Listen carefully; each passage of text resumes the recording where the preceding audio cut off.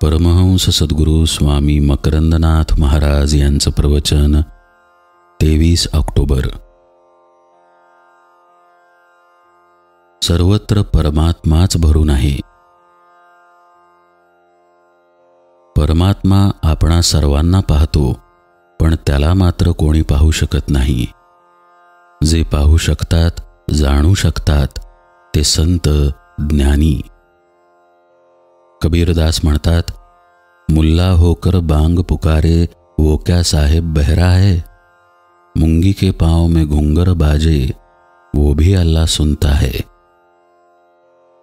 मुंगी केवढी, तिची पावले केवढी, त्या पावलाला बांधलेले घुंगर केवढे आणि त्यांचा नाद तो केवढा, पण तोही नाजूक नाद अल्लाला ऐकू येतो.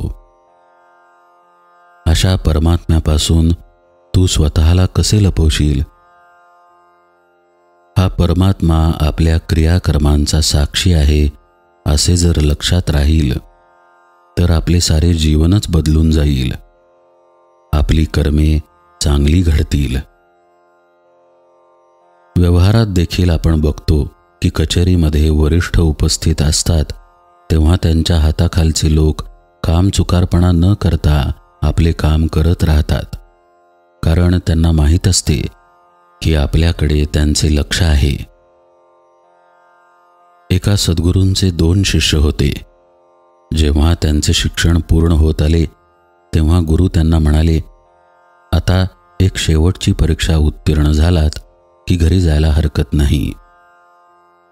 त्यांनी प्रत्येकाकडे एक कबूतर दिले आणि सांगितले की कोणी पाहत नाही अशा ठिकाणी जा आणि कबुतराची मान पिरगाळून टाका. एक शिष्य थोडासा आडोशाला गेला, कोणी नाही असे बघितले आणि त्याने कबुतराची मान पिरगाळली. सद्गुरूंकडे येऊन म्हणाला, झाले काम. दुसरा शिष्य खूप फिरला, पण कोठेही त्याला कोणीच पाहत नाही अशी जागा मिळाली नाही. जंगलात पशुपक्षी पाहत होते. रात्र झाली तर लक्षात आले की चंद्र पाहतो आहे. मोठ्या झाडाखाली चंद्रप्रकाश पोहोचत नव्हता. त्याने भेदरलेल्या त्या पाखराला धरले, मात्र त्याच्या लक्षात आले की ते कबूतरच आपल्याकडे पाहत आहे. निरुपायाने तो सद्गुरूंकडे जिवंत कबुतराला घेऊन परत आला. सद्गुरूंना सांगू लागला की कोणीही पाहत नाही अशी जागाच मला सापडली नाही. सद्गुरू त्याच्यावर प्रसन्न झाले. म्हणाले, तू परीक्षेत उत्तीर्ण झालास, जा, तुझे शिक्षण पूर्ण झाले आहे.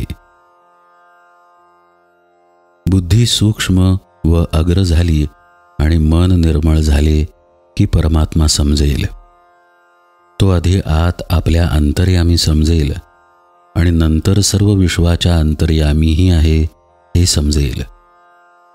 विश्वातील सर्व रूपे त्याचीच आहेत हे कळेल. विनोबाजी म्हणतात, आई म्हणजे आपल्याकरिता पहिला ईश्वर. आई जे मुलावर प्रेम करते ते भगवंताचेच प्रेम आहे. पुढे त्याच निर्मळ मनाने त्याला क्रमाने पिता, आचार्य, अतिथी यांमध्ये देव दिसेल.